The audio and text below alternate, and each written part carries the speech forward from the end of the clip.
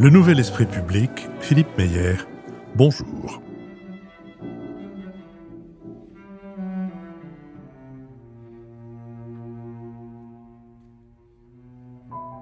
Bonjour, merci de nous avoir rejoints pour ce nouveau Nouvel Esprit Public qui prend la forme d'une thématique, une thématique sur l'économie de guerre, une thématique pour laquelle nous recevons David Bavrez. David Bavrez, bonjour. Bonjour. Autant que nos auditeurs le sachent, vous n'êtes pas sans lien de parenté avec un des orateurs familiers de nos conversations, c'est-à-dire... Si ce n'est toi, c'est donc ton frère. Avec Nicolas qui...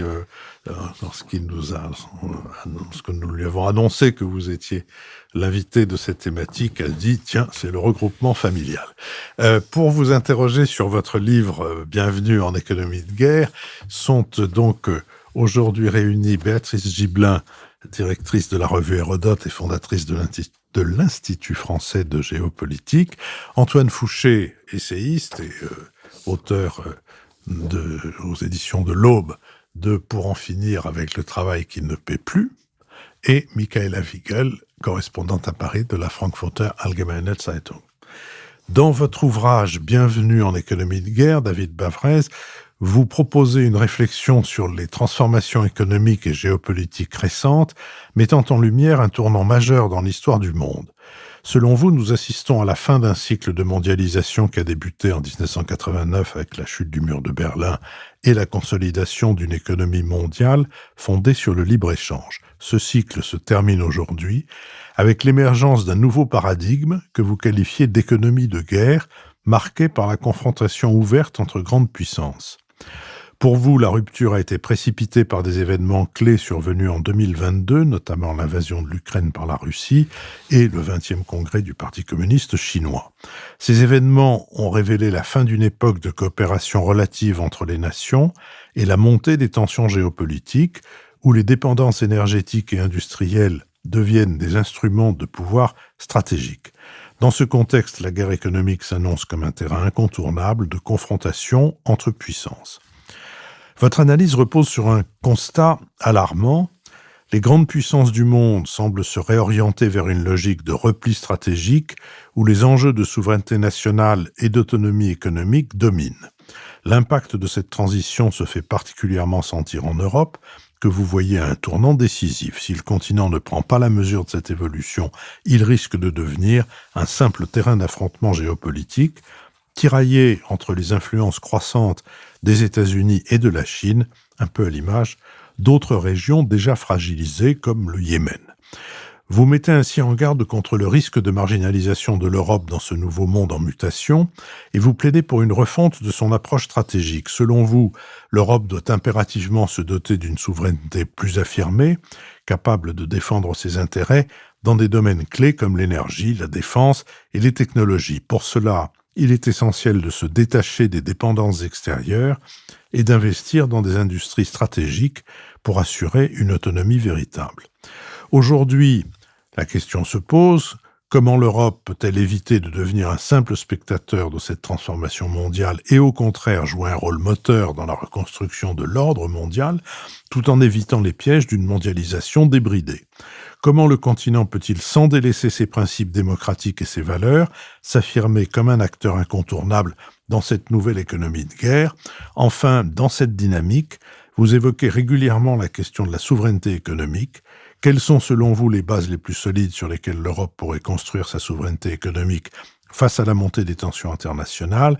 Comment l'Europe peut-elle s'y préparer concrètement sans tomber dans le piège du nationalisme destructeur qui risquerait de la diviser davantage au lieu de la renforcer? Telles sont quelques-unes des questions que sans doute nous aborderons dans cette conversation pour laquelle je donne la parole à Béatrice Gibelin. Merci Philippe. J'ai lu cet ouvrage avec intérêt et agacement. Les deux ont accompagné ma lecture. À la fois parce que je trouve que c'est un angle d'attaque sur l'économie de guerre qui est extrêmement intéressant et qui nous oblige à revoir un certain nombre de nos habitudes de pensée. Et puis aussi avec agacement parce que d'abord par un ton assez assuré, je vais dire, pour pas dire péremptoire, et j'ai tendance à toujours penser que on est toujours plein de surprises en géopolitique et que ce qu'on pense avoir un déroulé inexorable, c'est pas tout à fait exactement comme ça que les choses se passent et que la difficulté est comment penser l'imprévisible dans un raisonnement géopolitique. Et vous proposez quelque chose qui me semble, moi, extrêmement intéressant, c'est comment les responsables économiques devraient s'intéresser sérieusement à la géopolitique. Mais comme les géopolitologues, puisque c'est le terme que vous employez, devraient aussi s'intéresser correctement à l'économie et au lieu d'être chacun dans leur tour d'ivoire, dites-vous, pour les géopolitologues. Alors, la conception que moi je prône de la géopolitique, c'est justement pas la tour d'ivoire, mais c'est être beaucoup plus au contact de situations précises, de les analyser, de les regarder dans toute leur complexité, et non pas faire de la géopolitique en chambre, d'une certaine façon, où là, les choses se passent comme on peut tranquillement se raconter qu'elles vont pouvoir se passer. Voilà. Alors, je dirais que on sent que cet ouvrage a été conçu, je pense, 2020, 2021, 2022 pour l'essentiel. Il était presque sans doute achevé en 2022 et puis que depuis sont passées un certain nombre de choses. Alors, il y a des questions qui m'a préoccupée. Philippe vient de rappeler, au fond, deux très grands qui se feront la guerre pour prendre le leadership, Chine, États-Unis. Et que vous dites, et l'Europe est dans une yéménisation. Alors, je voudrais bien qu'on creuse un peu cette idée de yéménisation, parce que vous faites référence à l'Arabie saoudite et à l'Iran, qui s'affrontent sur le Yémen indirectement. Avec quand même des situations particulières, c'est qu'il y avait un conflit Arabie saoudite, Yémen depuis longtemps sur les frontières et qui n'était pas réglé et qui était source de tensions incontestablement. Et puis l'Iran qui prend l'opportunité d'une minorité chiite, les Houthis, pour effectivement déstabiliser un peu l'Arabie saoudite, mais surtout, va prendre de l'ampleur après le fameux 7 octobre 2023, avec, soi-disant, en attaquant exclusivement tout bateau ayant des liens avec Israël. C'est à partir de ce moment-là qu'on a pensé à une sorte d'intervention comme acteur géopolitique des Houthis par l'intermédiaire de l'Iran sur le commerce international et occidental, dans lequel la Chine est aussi concernée. Alors, moi, je voudrais bien savoir pourquoi cette analogie sur l'Europe à propos d'une yéménisation, parce qu'il me semble que la situation est très différente.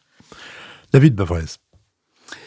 Alors, le terme de yéménisation, c'est en fait un concept. C'est le fait que vous ne vous faites jamais la guerre directement chez vous. Moi, je vis à Hong Kong, qui est ce que j'appelle la Vienne de cette seconde guerre froide. C'est-à-dire que je vois la Chine-Amérique, ce que j'appelle la Chine-Amérique, s'entendre.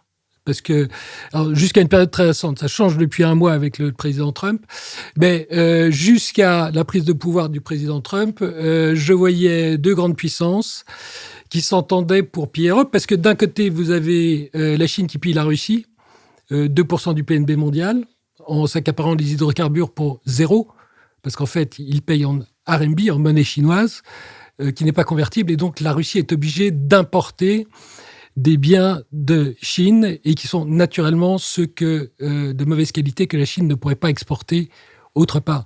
Ça, on comprend, nous, en Europe, et d'ailleurs, en Europe de l'Ouest, et ça nous rassure un peu.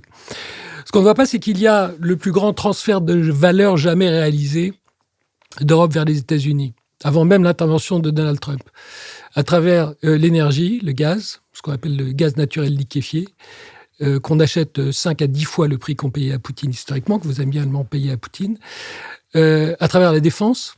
75% des armes qui ont été déployées en Ukraine ont été d'origine américaine. À travers les logiciels, et notamment les logiciels de l'intelligence, donc on est en train sans doute de découvrir qu'il y a plus de 200 milliards de dollars que se font les GAFA en Europe, qui ne retournent jamais aux États-Unis, donc qui n'apparaissent nulle part dans les chiffres quand on analyse les...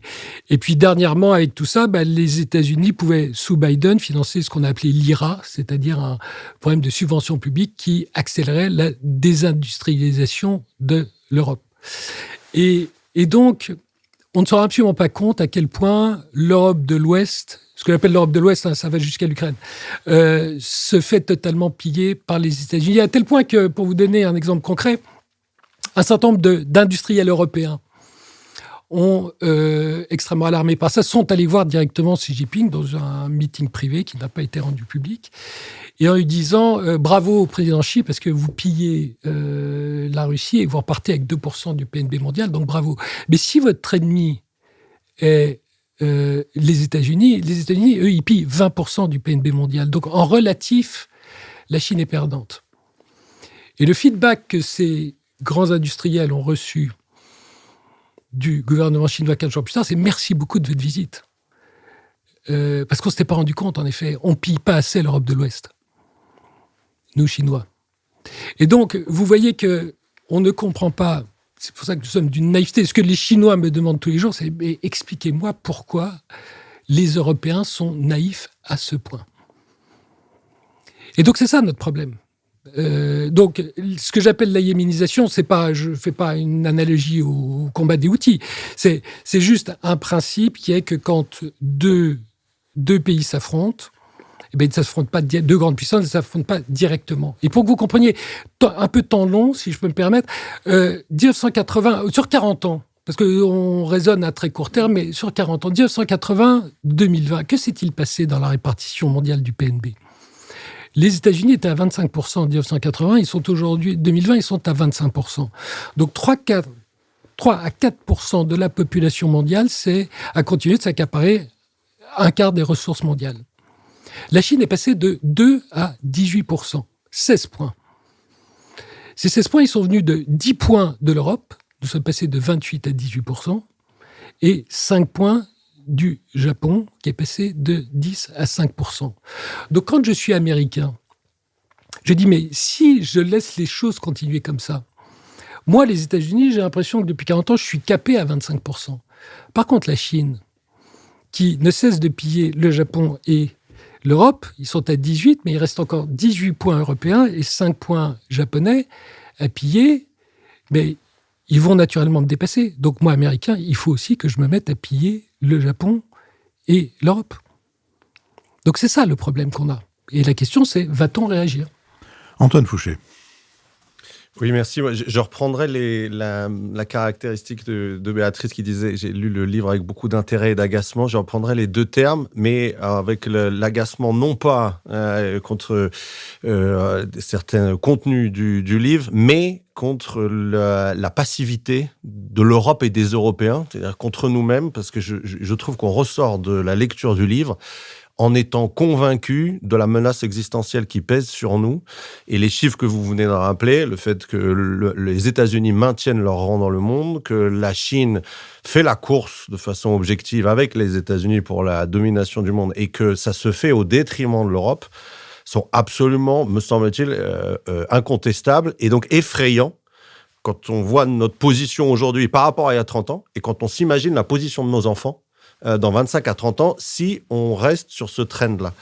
Et donc, moi, j'aurais envie de vous poser deux questions. La première, c'est un peu la même que les Chinois se posent à propos de l'Europe, c'est-à-dire, pourquoi, à votre avis, puisque vous vivez entre l'Asie et l'Europe, pourquoi, à votre avis, nous, Européens, sommes-nous aussi passifs que ça? C'est-à-dire, les Américains réagissent, les Chinois prennent le monde. On pourrait élargir, je pense, sous votre contrôle, mais l'énergie de la Chine, on pourrait l'élargir à l'ensemble ou une grande partie du continent asiatique. Dès qu'on voyage, on se rend compte de la production, de la confiance dans l'avenir qu'ils ont, et ça contraste de façon assez effrayante avec la passivité des Européens. Donc, est-ce que ça vient, d'où ça vient? Est-ce que c'est ce qu'on dit habituellement, c'est-à-dire l'Europe traumatisée par 2 guerres mondiales, donc traumatisée par le concept de puissance, n'arrive pas à sortir de cet héritage-là et donc n'arrive pas, presque psychiquement, à rebasculer du côté de la puissance, même si c'est la condition de son indépendance et de sa liberté. Est-ce que les Chinois eux-mêmes, en fait, n'auraient pas quelque chose à nous apprendre sur l'aveuglement qu'il peut y avoir par rapport à son déclassement? Parce qu'il me semble qu'il y a... Est-ce qu'on peut faire un parallèle entre la situation de l'Europe du début du XXIe siècle et celle de la Chine du milieu du XIXe? La Chine aussi, au milieu du 19e, voit les Européens arriver et en fait ne se sent pas menacée par les Européens parce qu'ils ont dominé l'ensemble du monde pendant plusieurs siècles. Et donc, contrairement aux Japonais, par exemple, qui se rendent compte très vite de la domination technologique de l'Europe avec l'ère Meiji, adoptent la technologie européenne pour garder leur rang dans le monde. La Chine ne fait pas ça, reste passive par rapport à la puissance européenne. Et donc, c'est un siècle d'humiliation. Est-ce que nous, on n'est pas dans cette situation-là ? On ne se rend pas compte de notre déclin dans le monde. On ne réagit pas. Et par peut-être une forme de complexe de supériorité, comme les Chinois avaient à la fin du 19e siècle vis-à-vis du reste du monde. Donc, est-ce que c'est une hypothèse paradoxale ? C'est notre complexe de supériorité qui fait que nous n'arrivons pas à imaginer notre situation de devenir des inférieurs, des subordonnés des Asiatiques, que nous avons colonisés il y a un siècle et demi. Et puis la deuxième question, c'est une question de cohérence par rapport à notre logiciel d'Européens disons, favorable au libre-échange et au doux commerce. Parce que il me semble si on reconnaît que votre diagnostic, ce qui est mon cas personnellement, est juste, c'est-à-dire on est en train de basculer d'une économie de paix à une économie de guerre, et que donc on bascule d'une économie basée sur la capacité à adresser la demande des consommateurs, à une capacité à maîtriser la chaîne de production. Est-ce que si ce diagnostic-là est juste, ce n'est pas cohérent intellectuellement d'augmenter les droits de douane? Parce que si ce qui compte, c'est la maîtrise de la chaîne de production, alors vous avez intérêt à régionaliser le plus possible les chaînes de valeur. Pour régionaliser les chaînes de valeur, il faut mettre des droits de douane qui fait que les producteurs viennent produire là où ça va être consommé, et que donc il y a une sorte de contradiction, d'incohérence, à vouloir à la fois reconnaître qu'on est en économie de guerre et ne pas augmenter les droits de douane. C'est-à-dire, si on passe du confort à l'indépendance du consommateur au citoyen et de la consommation à la production, alors on doit passer du laisser-faire aux droits de douane. David Bavrez. Alors, première question, on va laisser le Prozac au vestiaire et vous allez voir que tout va bien se passer. Vous avez la gentillesse de dire que, bon, mon livre vous a agacé, mais vous l'avez trouvé par ailleurs intéressant. Si on s'était vu mon livre est paru il y a 1 an. Il a été refusé par tous les éditeurs de la place. Il est édité par quelqu'un que vous ne connaissez sans doute pas, c'est la Maison de Novice. Mon éditeur a la moitié de mon âge. Je lui dis en rigolant, avec toi, j'ai compris que le monde allait tourner, parce que pour moi, les éditeurs, c'était des vieux schnocks qui éditaient de jeunes esprits brillants, et là, c'est le jeune esprit brillant qui édite le vieux schnock. Donc, il y a 12-18 mois, personne... Vous me dites pourquoi l'Europe est en retard. Quand j'arrivais, je disais, nous rentrons en économie de guerre, je vois la Chine, on disait, mais arrêtez avec vos histoires d'économie et arrêtez avec vos histoires de guerre. Là, vous voyez que tout le monde, le président de la République, ne peut pas passer une semaine sans parler d'économie de guerre.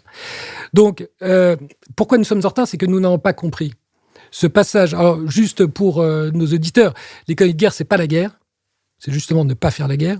Ça n'est pas l'économie de la défense. C'est pas seulement 2 ou 3% du PNB, c'est 100% du PNB. Donc ce sont nous tous, avec un changement effectivement d'une économie qui est tirée par historiquement l'économie de paix que j'ai connue pendant 30 ans, de 1989 à 2020. Vous êtes tiré par la demande et le consommateur. Et en fait, donc c'est les Chinois qui l'ont compris le premier. Quand Xi Jinping est arrivé, en économie de guerre, vous êtes tiré par la production et plus particulièrement le goulet d'étranglement à la production et la dépendance. Et donc, qu'est-ce qui s'est passé en Europe ? Quand nos grands-parents ont construit l'Europe, en 1951, ils ont commencé par la CECA. C'était la Communauté européenne du charbon et de l'acier. C'était pour produire. Et depuis 20 ans, que faisons-nous en Europe ? Nous ne faisons que produire des normes pour prétendument protéger un consommateur, qui fait qu'il n'est plus possible de produire en Europe à un coût acceptable. Donc nous avons perdu notre ADN. Alors pourquoi moi je ne suis pas du tout comme vous et je ne bouffe pas du Prozac tous les jours ? C'est que 2022, c'est la rupture. 2022, vous l'avez dit, c'est la guerre d'Ukraine et le 20e congrès du parti. Quand il vous arrive une grosse rupture dans la vie, le premier truc, c'est vous la nier. Réflexe normal. Donc 2023, ça a été l'année de la négation, du refus. On a dit, Poutine ne passera pas l'hiver et la Chine va dans le mur. 2021, une fois que vous avez nié, ensuite vous passez à l'acceptation, l'aveu. C'est 2024. Donc 2024, ce qui est très intéressant, c'est que les 3 modèles économiques des 3 principales puissances, les 3 modèles ont pété. puisque Mario Draghi est arrivé en disant il faut un changement radical. Et le président de la République est à la Sorbonne, juste à côté de chez nous, ici. L'Europe est mortelle. Donc on sait que notre modèle européen va dans le mur. Maintenant, le président Xi est arrivé au mois de septembre en disant j'ai cassé ce qu'on appelle le PPP dans notre jargon, donc le partenariat privé-public qui a fait le succès de la Chine de 1980 à 2020, je l'ai cassé parce que j'ai dit que le capital privé devait être désormais entièrement sous contrôle étatique. Donc ça marche plus. Donc je suis obligé de remettre 500 milliards de dollars sur la table fin septembre de manière très très urgente parce qu'autrement, je vais à la révolte sociale. Et puis les États-Unis ont dit le wokisme est tellement horrible, tellement en train de tuer notre pays qu'on va voter Trump. Et Trump arrive et il dit moi ce que je fais c'est que je casse la relation transatlantique, je casse le libre-échange et je casse l'état de droit. Les 3 piliers de... Donc, la raison pour laquelle je suis, au lieu de déprimé, je suis extrêmement excited, comme on dit en anglais, c'est que les 3 modèles sont cassés. Et donc, après l'aveu, vous passez à l'action. Et donc, 2025, c'est l'année de l'action. Et alors, je sais très bien que comme on est dans le trou, on est tous désespérés, mais en fait, moi, investisseur, c'est là où je suis le plus intéressé. C'est mon défaut professionnel, c'est que quand les sociétés sont dans le trou et qu'il y a de nouveaux dirigeants qui arrivent et qui la remontent, c'est là où je suis très, très intéressé. Donc c'est pour ça que je n'ai jamais été aussi passionné de ma vie, parce que je vois que les 3 régions doivent agir. Et qui va gagner, je ne sais pas. Je ne sais pas. Mais M.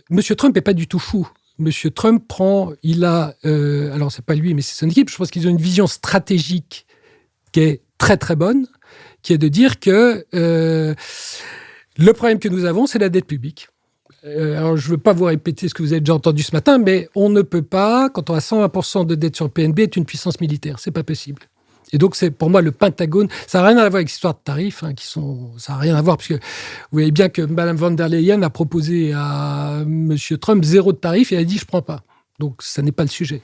Le sujet, ce sont les militaires qui signent la fin de la partie en disant « on ne peut pas, vous n'avez pas le droit d'avoir des dépenses d'intérêt de la dette supérieures au budget militaire ». C'est ce qui est arrivé, c'est la loi de Neil Ferguson, ce qui est arrivé au Royaume-Uni en 1945. Donc, l'endettement public, c'est terminé. Et il faut être le premier à dégainer. Et donc, les États-Unis, de manière très intelligente, disent c'est le reste du monde qui doit payer. Parce que en 2020, nous avons mis 35% de PNB sur la table, nous, Américains, pour sauver le monde. Et donc, le monde doit nous rembourser. Parce qu'ils savent que la Chine, en 2008, a sauvé le monde, en mettant 10% de PNB chinois, et la Chine a oublié de nous demander de la rembourser, et maintenant, elle est bourrée d'actifs non performants, et sa croissance est plombée pour 20 ans. Donc, les États-Unis agissent, les premiers, ils le font très très mal tactiquement, mais sur le plan stratégique, ils ont la vision. Le président Xi, il a la vision parce qu'il dit moi, l'économie de guerre, comme depuis 2017, depuis que les États-Unis m'ont coupé les semi-conducteurs pour Huawei et ZTE, mes 2 mammouths de télécom, je sais que je ne peux pas dépendre des autres. Et donc, j'ai construit, ça fait maintenant 7 ans, j'ai construit l'indépendance de la Chine par rapport au reste du monde. Je suis 35% du manufacturing mondial, ce qui veut dire que, quelle que soit la chaîne de production que vous prenez, j'ai un goulot d'étranglement que c'est pas seulement les terres rares, c'est le petit boulon de la porte du Boeing qui fait que sans mon petit boulon, vous n'avez plus de Boeing. Et ça, je l'ai à peu près dans toutes les chaînes de production. Donc c'est moi qui vais gagner. Et nous, l'Europe, on est là. Et la grande question, c'est va-t-on réagir ? Et donc, alors je suis très optimiste de nature.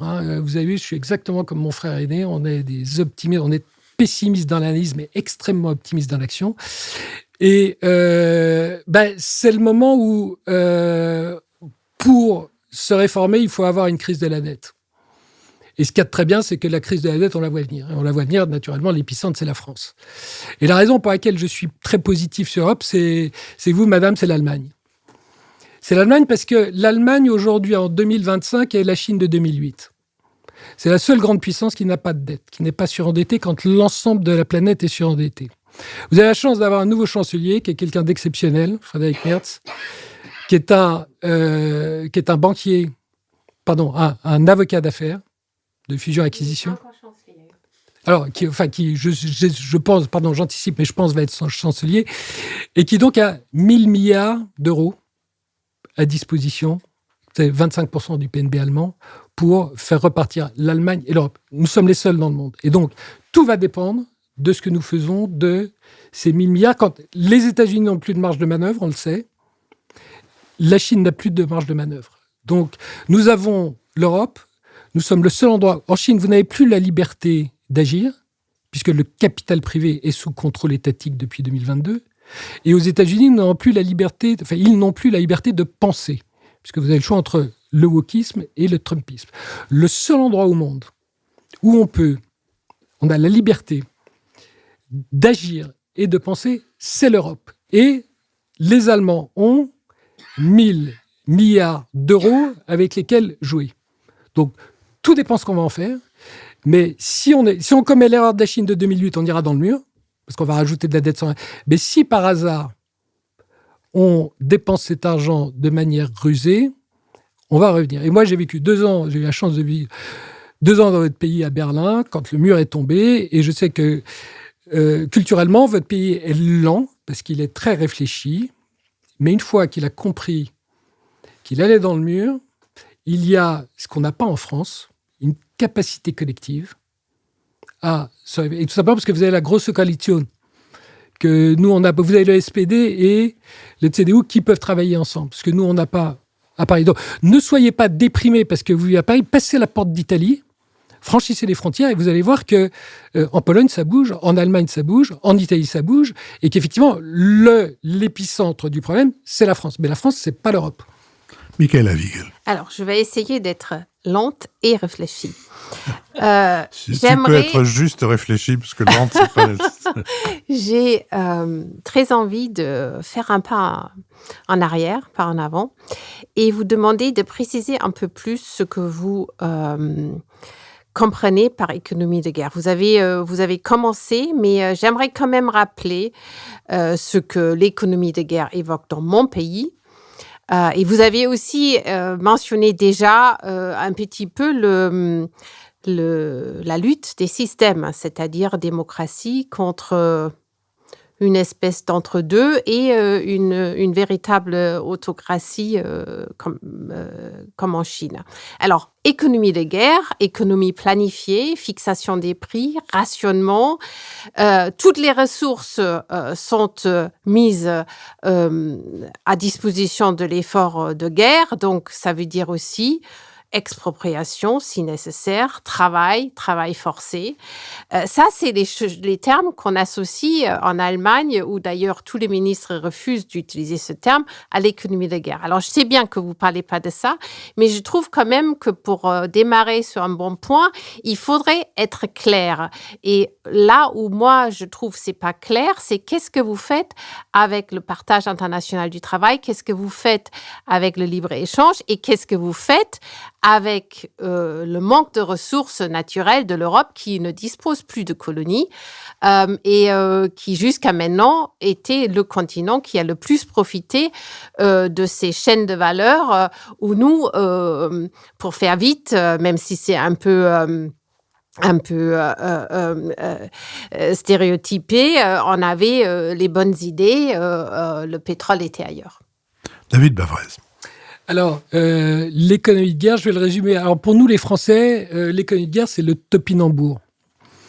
Donc, je vais revenir à 1940-1944, où ma grand-mère, quand elle allait chez Beurre au fromage, elle voulait acheter du Roquefort, mais il n'y avait pas de Roquefort, parce qu'elle aimait bien le Roquefort, et elle n'avait Donc, le choix. c'est le rationnement.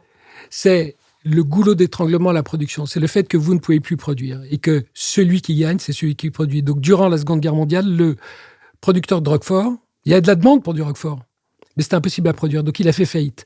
Le topinambour, il n'y avait pas de demande, il n'y avait pas de consommateur. Le producteur de topinambour est devenu milliardaire, parce qu'il n'y avait que ça qu'on pouvait produire.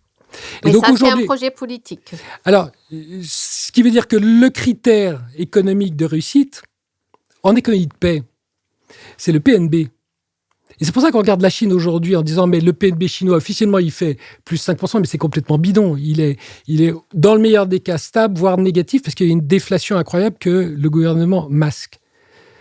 Mais en économie, donc la Chine perd en économie de paix. Mais en économie de guerre, le critère de réussite, c'est la dépendance. Et la dépendance sur le plan économique, ça s'appelle le surplus commercial. Et la Chine a un surplus commercial de 1 000 milliards de dollars et un surplus commercial industriel de 1 800 milliards de dollars. C'est 2% du PNB mondial, ce qui est la croissance mondiale, ce qui veut dire que la Chine s'accapare 100% de la croissance mondiale. Donc votre pays, l'Allemagne, ça a été quoi son problème? Ça a été d'avoir un modèle qui était dépendant sous 3 formes. La raison pour laquelle je suis aussi positif, optimiste sur votre pays, c'est que vous aviez 3 dépendances principales, l'énergie vis-à-vis de la Russie, la défense vis-à-vis des États-Unis et les exportations vis-à-vis de la Chine. Le chancelier Merkel a une réponse aux 3. Donc, le problème que nous avons en Europe, c'est que nous avons développé des modèles économiques, alors la France, naturellement, championne du monde, qui ne sont faits que de dépendance. Et donc, la gestion, la raison pour laquelle je suis aussi optimiste, c'est que comment vous gérez l'économie de guerre, c'est pas la fin du monde. C'est la fin d'un monde. Mais il y a un nouveau monde qui apparaît. Et ce monde, c'est pas du tout la souveraineté, parce que ça n'existe pas. La dernière personne en France qui a dit qu'elle était souveraine, on lui a coupé la tête. C'était fin 18e. Donc, je ne vous le souhaite pas. Tout le but, c'est de tourner la dépendance en interdépendance. Donc, nous n'allons pas être souverains, nous n'allons pas être fermés, puisque nous sommes l'économie, nous, Européens, la plus ouverte au monde, mais nous allons nous attaquer à toutes les dépendances que nous avons construites durant 30 ans, en les tournant en interdépendance. Et ce qui me frappe, c'est que votre pays, à travers le futur chancelier Frédéric Merz, a une réponse à toutes ces dépendances principales. Et que nous, en Europe, on ne les a pas encore, parce que le rapport Draghi, qui les a toutes notées et qui a donné des solutions, tout le monde l'a lu en disant qu'il était extraordinaire et personne n'a pris la moindre décision. Donc, ce qu'il y a de bien, c'est que, et c'est le cadeau que nous fait le président Trump, c'est que maintenant, on est au pied du mur. Parce que mon livre, la raison pour laquelle personne n'en voulait il y a 1 an, aucun éditeur, c'est parce que je disais ça vient de Chine. Et à Paris, personne ne s'intéresse à ce qui se passe en Chine. Mais depuis 1 mois et demi, on comprend que ça vient des États-Unis. Et donc, mon téléphone n'arrête pas de sonner depuis 1 mois et demi, parce que tous les patrons me demandent, mais venez discuter, présenter, comment vous avez vu ça il y a 1 an, comment vous avez pu écrire ça il y a 1 an, vous êtes un visionnaire. Je ne suis pas du tout visionnaire, je vis en Chine, donc je ne fais qu'observer la réalité. Donc voilà la raison pour laquelle l'économie de guerre, le mot-clé, nos auditeurs ne retiennent qu'un mot de notre discussion, c'est dépendance, et nous n'avons qu'un objectif, c'est de tourner la dépendance en interdépendance. Béatrice Gibelin. Passer de la dépendance à l'interdépendance, compte tenu de la façon dont est organisée l'Europe des 27, qui n'est quand même qu'une association volontaire d'États, mais avec des objectifs qui ne sont pas forcément les mêmes. Bon. Et on est toujours ébahi que même face à la guerre en Ukraine, l'Europe est tenue où on estime qu'elle tient et qu'elle a une forme d'unité. Bien. De là à passer à partager ensemble, avec des niveaux qui seront nécessairement différents. Vous venez de l'expliquer pour l'Allemagne, qui a sans doute les moyens de passer à cette économie de guerre, ce qui ne serait pas le cas de la France et pas le cas d'un certain nombre d'autres États qui peuvent compter dans l'Union européenne. Alors, comment on pourrait faire pour passer, d'ailleurs, la prise de conscience qui est peut-être en train de se faire, et merci M. Trump, puisqu'il nous aide à accélérer cette prise de conscience, plus il en rajoute, mieux c'est, d'une certaine façon. Bon, même si ça faisait longtemps qu'on se disait qu'il fallait peut-être un peu se bouger quant à notre propre défense, mais vous voyez que c'était très difficile. Et comment donc pourrait-on faire pour essayer de passer de cette dépendance importante qu'on a touchée du doigt d'ailleurs pendant la Covid? Je veux dire, l'opinion publique européenne s'est rendue compte de sa dépendance sur des choses très pratiques, très directes. Autrement, elle ne s'en rend pas tellement compte puisque les choses arrivent par les flux commerciaux. Alors, passer de cette dépendance à l'interdépendance, comment ça peut se faire? Comment peut-on amener les politiques, soit avoir le courage de prendre les mesures nécessaires pour le faire, et une opinion publique qui puisse accepter de manger, je mets des guillemets et je souris, des topinambours plutôt que des asperges. Je signale que le topinambour est devenu, d'ailleurs comme le rutabaga, sont devenus des aliments que les grands chefs aujourd'hui alimentent. C'est vraiment juste qu'on en mangeait tous les jours. C'est d'un chic... C'est d'un chic, mais c'est toujours aussi insipide. Oui, alors, je vais vous poser une question peut-être un peu indiscrète, vous n'êtes pas obligé de répondre, mais est-ce qu'il vous est déjà arrivé dans votre existence de prendre une décision à 27 où chacun avait un droit de veto? Bien évidemment que non. D'accord. Donc, vous voyez que Bruxelles, on a réussi à Bruxelles à inventer un truc qui n'existe pas. Donc, on ne va pas pouvoir réformer, c'est pas possible. Parce que même chose. Ce n'est pas vrai pour la politique commerciale. Alors, si je peux me permettre juste pour finir, la solution c'est quoi? Le rapport Draghi. On va créer un 28e État digital. Parce qu'il y a une révolution technologique qu'on va utiliser. Et ce 28e État digital, ça va me permettre d'enregistrer ma société dans cet État et je vais aller piocher chaque fois que j'ai besoin d'une loi, je vais aller piocher dans le pays qui m'est le plus favorable et il y aura un passeport pan-européen qui fait que cette loi s'appliquera à toutes mes activités en Europe. Mario Draghi a calculé que ce qu'il appelle le tarif d'un pays à l'autre, en matière de services, c'est 45%. On hurle sur M. Trump qui veut nous imposer 20%, mais M. Draghi, c'est pour ça que J.D. Vance va à Munich et nous dit « mais le problème, il est chez vous ». Il est chez vous parce que vous-même, par votre réglementation totalement absurde des 20 dernières années, vous vous êtes créé vous-même 45% de tarifs d'un pays à l'autre. Donc ça, c'est la première chose. Du côté des entreprises, nous allons tous aller dans cet État digital, 28e État européen, et je vais choisir la meilleure loi dans n'importe lequel des pays. Et il faudra bien que les États, des 27, se réforment parce qu'autrement, il n'y aura plus jamais de business chez eux. Ça, c'est pour les entreprises. Les politiques.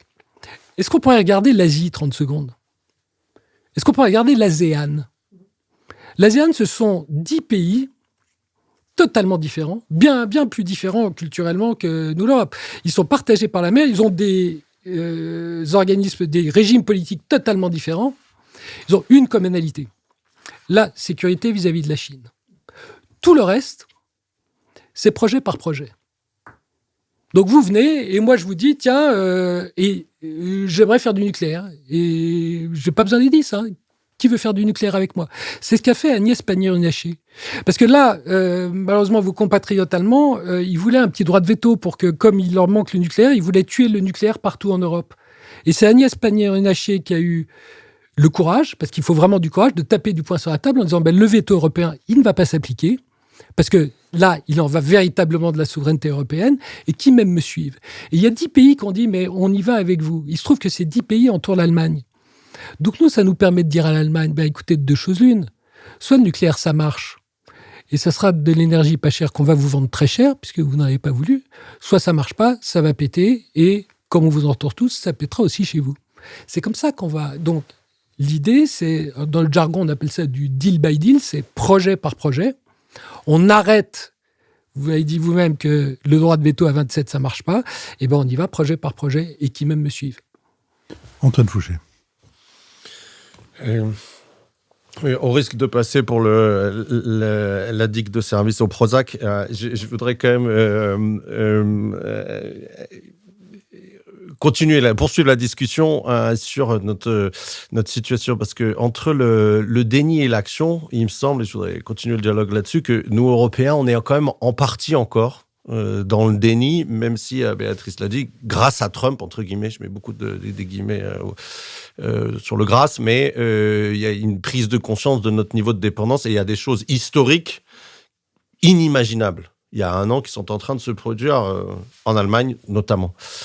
Mais quand on regarde le débat français, alors peut-être c'est trop franco-français ce que je dis, mais nous avons déjà, par exemple, 2 à 3 ans de décalage. Nous travaillons 2 à 3 ans de moins que les autres Européens et nous avons un débat dans notre pays pour travailler encore un peu moins, que certaines personnes travaillent encore un peu moins. Est-ce que ça, c'est quand même pas un signe qu'on est toujours beaucoup dans le déni plutôt que dans l'action? Première question. Et la deuxième question, c'est est-ce qu'on n'a pas intérêt collectivement à poursuivre cet exercice de lucidité et de diagnostic sur notre dépendance technologique, notre retard sur les batteries, par exemple, sur toutes les technologies de la transition énergétique vis-à-vis des Chinois, sur notre retard technologique aussi vis-à-vis des Américains, sur les réseaux sociaux?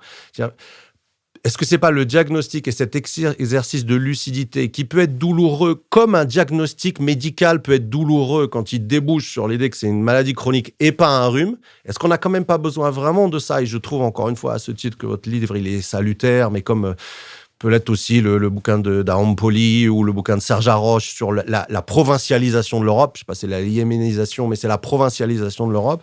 Est-ce qu'on n'a quand même pas besoin de se dire ça sans masochisme, mais en toute lucidité entre nous, Européens, pour passer à l'action? Voilà. David Bavrez. Alors, effectivement, c'est très franco-français parce que en Europe, je vous ai dit qu'il y avait l'Allemagne se réveille, la Pologne, ça fait longtemps qu'elle se réveille, l'Italie s'est réveillée depuis longtemps puisque maintenant elle a un surplus, ce qu'on appelle primaire du budget et un surplus commercial. Donc, l'Europe, tous les 10 ans, il y a un pays qui pète.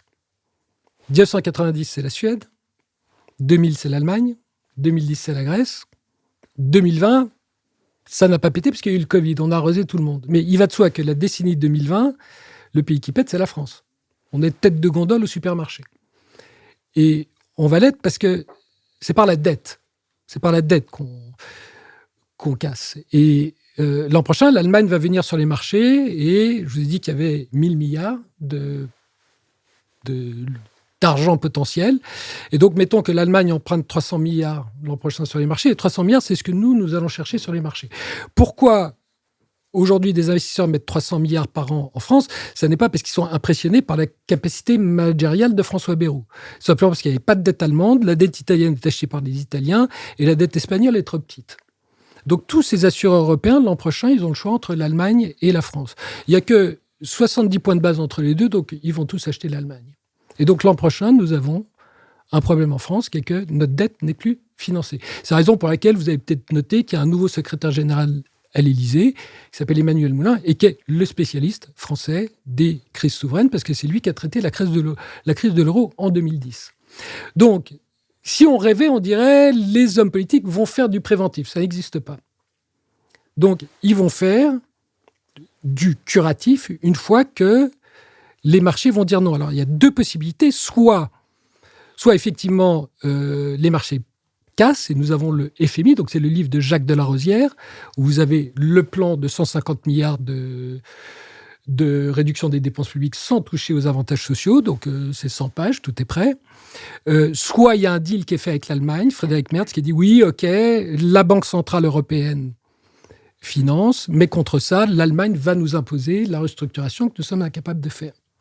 Et là, il faut regarder la Suède. C'est très intéressant. Vous avez peut-être entendu la vice-présidente du MEDEF suédois quand elle est venue au mois de janvier.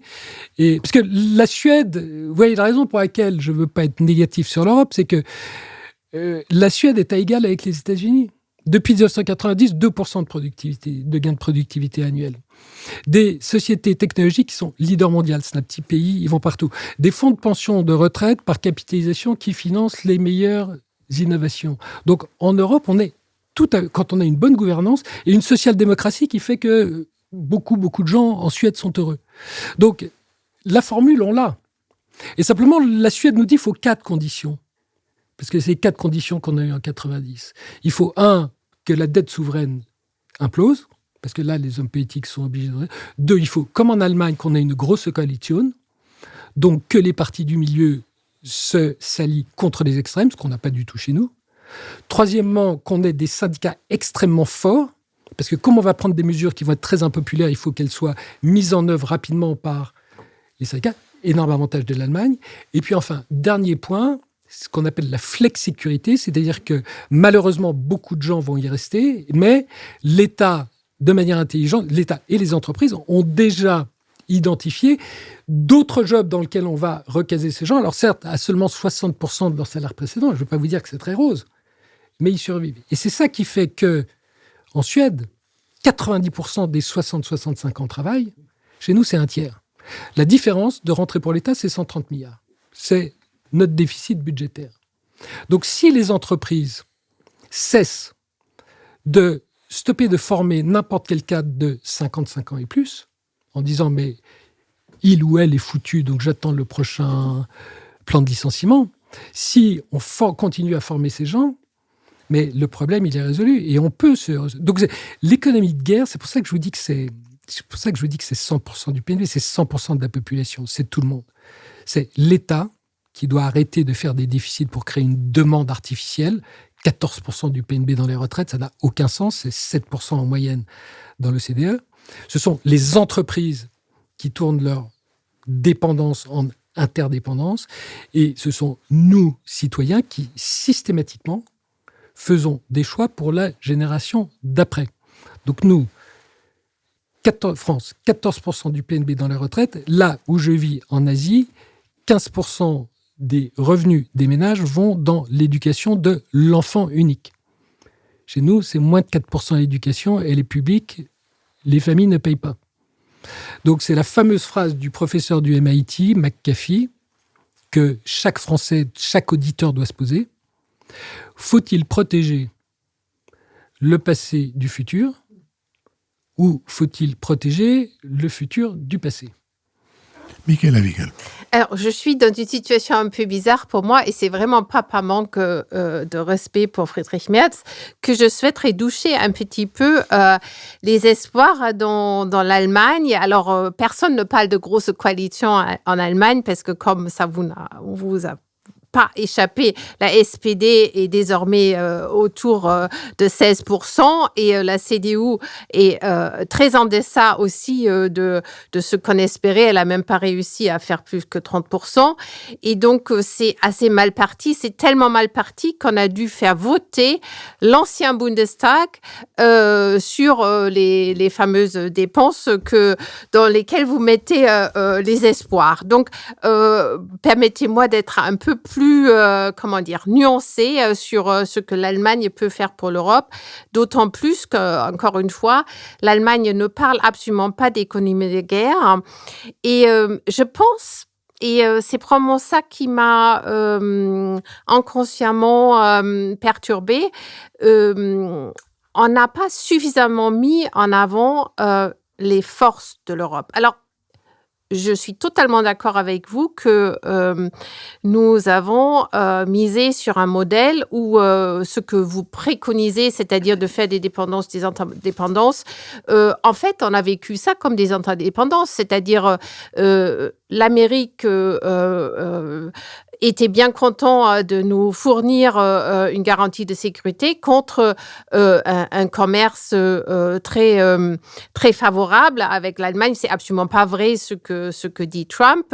Les États-Unis ont beaucoup bénéficié de l'industrie allemande.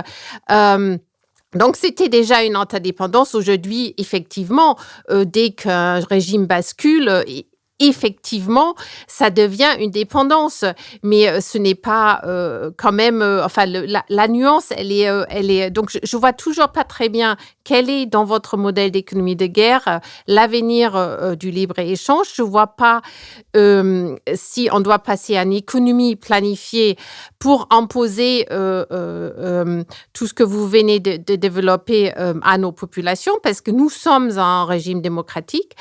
Et ma véritable question, c'est comment vous faites avec la rareté des ressources ? C'est quelque chose qui est existant. L'Europe ne dispose pas au sein de l'Union européenne, alors qu'on n'a plus du tout de droit de veto dans la politique commerciale. Hein. On a une unanimité et ça pose d'ailleurs un problème pour la France qui, très vraisemblablement, sur le Mercosur, va ne pas pouvoir organiser une résistance parce que la France est déjà, depuis un certain moment, une des puissances protectionnistes au sein de l'Union européenne.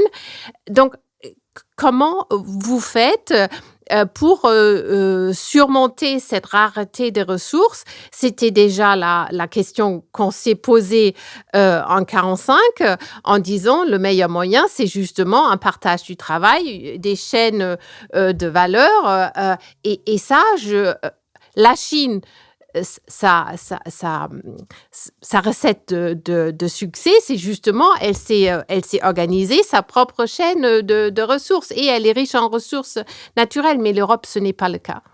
David Bavrez. Alors, le libre-échange, effectivement, a du plomb dans l'aile et c'est ce que vous dit Scott Bessent, le secrétaire du Trésor américain. Pour deux raisons. Son raisonnement, c'est de dire, Ricardo, la division du travail, où les Portugais font du porto et les Indiens font du textile, chacun fait ce pourquoi. Ça marche qu'entre pays amis. Donc il dit, quand vous êtes en 1945, les États-Unis avec le Japon et l'Europe, le libre-échange, il peut continuer pendant 80 ans. Quand vous faites ça avec un pays non ami, par exemple la Chine, il y a un moment où les volumes deviennent tels que vous rentrez dans une situation de dépendance. Et donc, vous avez atteint un plateau que vous ne devez pas dépasser. Alors, vous pouvez... Donc, c'est à vous, subjectivement, de déterminer à quel volume on est. Et le président Trump et Scott Bessent, à tort ou à raison, ont décrété qu'avec la Chine, qui produisait 35% du manufacturing mondial, on était déjà bien au-delà du raisonnable. Le deuxième élément, c'est que Ricardo disait « Moi, je suis un pays riche, je vais faire travailler le pays pauvre.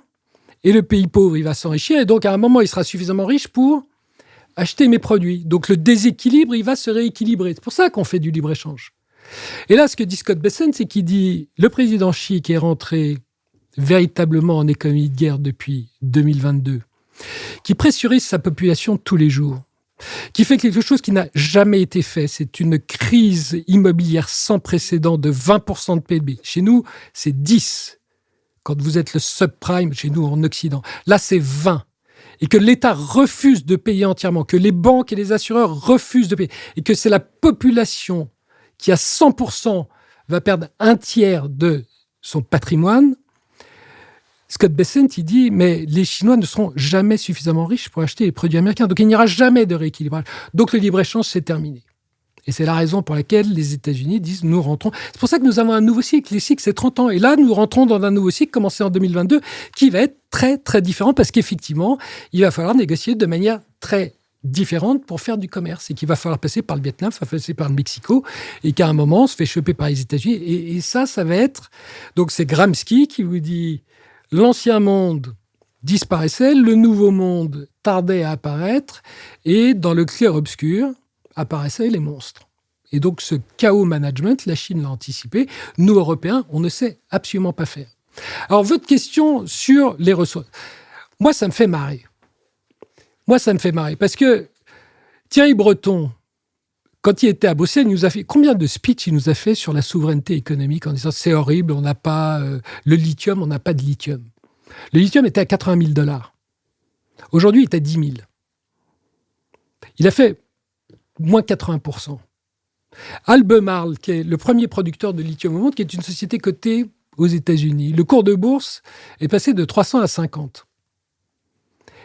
Est-ce que vous croyez que à Bruxelles, alors maintenant, c'est plus qu'une petite dizaine de milliards. Est-ce que vous croyez qu'à Bruxelles, on ne peut pas trouver 3-4 milliards pour prendre 30% de la société? On ne va pas au-delà. On ne fait pas un bit de style. On dit juste, on a 30%, on veut un siège au conseil d'administration, on veut juste le corps de tous les projets et de préempter au terme de marché.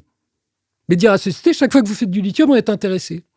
Parce qu'aujourd'hui, qu'est-ce qui se passe sur le lithium comme on n'a pas investi? Depuis 2 ans, il n'y a plus 10 000 $, il y a seulement 25% de la production mondiale qui est profitable. Donc, tous les projets sont à l'arrêt.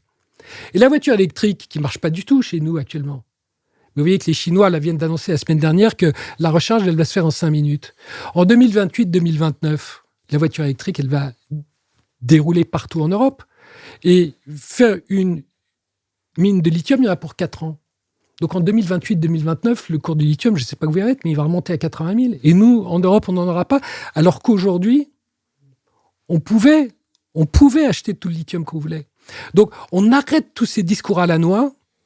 Je suis désolé, mais les ressources minières, c'est l'industrie minière, c'est une industrie cyclique. Ça n'existe pas un squeeze sur... Notre problème c'est pas du tout notre problème, c'est pas un problème de terres rares, c'est pas un problème les ressources minières, il y en a partout dans le monde. C'est pas du tout ça le problème. Le problème, c'est que c'est nous qui ne travaillons plus puisque nous avons fait le choix des 30 glandeuses depuis 30 ans. Qu'est-ce que j'ai voulu ?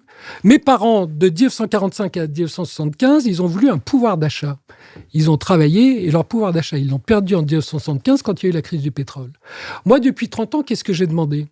J'ai demandé la 5e semaine de congé payé, j'ai demandé les 35 heures, j'ai demandé les RTT, et là, avec le Covid, j'ai demandé le télétravail, de manière à ce que je ne travaille en fait qu'1 jour par semaine. Et c'est ça qui va casser. Et c'est ça qui nous empêche de produire. C'est pas du tout de trouver du lithium. Du lithium, il y en a partout. Et à 10 000 US en plus. Donc, il faut arrêter. Ça, c'est une fausse excuse. C'est juste que les gens à Bruxelles ne travaillent pas. Et il faut naturellement qu'on ait un fonds souverain, comme la Norvège, comme l'Arabie Saoudite, comme M. Trump veut le faire. Et le problème est résolu.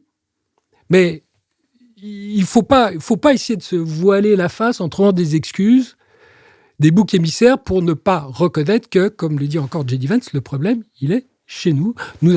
Europe, nous avons perdu notre ADN, qui est de produire. Nous avons perdu l'ACK, le charbon et l'acier, qui aujourd'hui sont les données. Et la raison pour laquelle je suis aussi positif sur l'Europe, c'est que le futur, là, nous sommes partis pour, je pense, 5 années. Moi, je vous ai pas répondu sur mes certitudes. Je suis absolument désolé parce que je vous ai une fausse. Je n'ai jamais été aussi incertain en tant qu'investisseur. Je ne sais absolument pas ce qui va se passer. Ce que Donald Trump a fait depuis 1 mois et demi, je ne l'avais absolument pas vu venir. Donc, j'ai jamais été. Ça fait 30 ans que j'investis, j'ai jamais été aussi incertain. Mais ce que je sais, c'est que. Enfin, ce que j'imagine, c'est que nous allons être comme en 1975-1980, dans les 5 prochaines années, sont le pire schéma économique qu'on puisse avoir, qui est celui de la stagflation. C'est-à-dire que tous les coûts augmentent, puisque c'est très difficile de produire, ça va être depuis. Et que, comme on arrête l'endettement des États, ce que les États-Unis nous annoncent, eh bien, un foyer français, c'est 2 000 € par mois de revenus et 1 000 € de prestations sociales étatiques qui vont diminuer dans les 5 prochaines années. Donc, le problème que je vais avoir, moi, entreprise, c'est que tous mes coûts augmentent et que mon consommateur, il n'a plus que 80, 90, il ne peut pas acheter. Et donc, le seul moyen... Donc, c'est arrivé en 75-80 et on a été sauvé par Bill Gates qui a inventé l'ordinateur. Et il faut 5 ans en général. C'est une règle un peu basique. Les technologies, il faut 5 ans pour qu'elles soient adoptées. Et là, on voit bien que c'est l'intelligence artificielle générative qui ne délivre pas du tout aujourd'hui, d'un point de vue monétisable et modèle économique. Mais je fais le pari que dans 5 ans, ça va délivrer. Et qu'est-ce qu'il vous faut pour faire de l'intelligence, pour des données, de l'intelligence artificielle ? Il vous faut la confiance. Parce que mes données, c'est ce que j'ai le plus personnel. Et que la confiance, elle n'existe pas en Chine, elle n'a jamais existé en Chine. Et qu'aux États-Unis, qui était l'état de droit, j'avais une confiance totale quand j'y allais, parce que j'avais un avocat qui m'avait fait un contrat. Là, mon avocat, il s'appelle Paul Weiss. Il a été obligé de payer 40 millions de dollars à M. Trump pour garder sa licence de cabinet d'avocat. Mais c'est la plutocratie, enfin c'est pire que le Zimbabwe. Donc j'ai zéro confiance. C'est pour ça que vous avez noté que là, depuis 1 mois et demi, le dollar, la bourse américaine baisse, le dollar baisse, les taux d'intérêt augmentent. C'est la définition d'un pays émergent qui craque. Donc la seule confiance, c'est l'Europe. Alors, quand on signe un contrat à Paris maintenant, c'est 25% plus cher. Vous êtes américain, vous êtes chinois, vous signez un contrat à Paris, c'est 25% plus cher parce qu'il y a un notaire et que c'est garanti. Et que votre droit, il est garanti. Alors que chez vous, en Chine et aux États-Unis, il n'est plus garanti. Désolé, c'est 25% plus cher. Donc la valeur ajoutée que nous créons en Europe, dans cet environnement, alors qu'on me dit que je suis totalement foutu, que je suis le grand perdant, et le problème, c'est qu'on ne le facture pas. Parce qu'on a été élevé en bon catholique en disant « quand tu signes un contrat, tu le respectes et tu n'as pas à demander plus cher. Parce que c'est ta réputation. » Et M. Trump a gagné sa vie en construisant des immeubles dont pas un seul a de l'intérêt, parce que si on me demande de citer un immeuble de Trump, je suis incapable, à part la Trump Tower sur la 5e avenue, c'est pas lui qui l'a faite. Et donc, le seul moyen pour lui de gagner sa vie, ça a été de jamais payer le maçon et de jamais rembourser les banques. Et ça marche pas. Donc vous voyez, je suis très très confiant sur l'Europe. Sur cet éloge de la probité qui crée la confiance, je vous remercie d'abord d'avoir été notre invité. Je vous propose donc de vous rappeler déjà que la semaine prochaine, nous reprenons le cours des émissions d'analyse de l'actualité, que le 25 mai, nous serons en public, mais pas à notre habituelle école alsacienne, mais rue Ampère, au siège de l'Union des entreprises de proximité, que les inscriptions sont ouvertes sur notre site. Je remercie Laure de Mézy, avec qui cette émission a été préparée, et Benoît Carré, qui va en assurer le compendium. Nicolas Tourneux et Olivier Magloire veillent l'un au site, l'autre aux questions liées aux plateformes de financement. Et c'est Adrien Beccaria qui, pour le studio L'Arrière-Boutique, nous a enregistré, tandis que Nouvelles Écoutes et Julien Neuville nous produisent. Rendez-vous la semaine prochaine.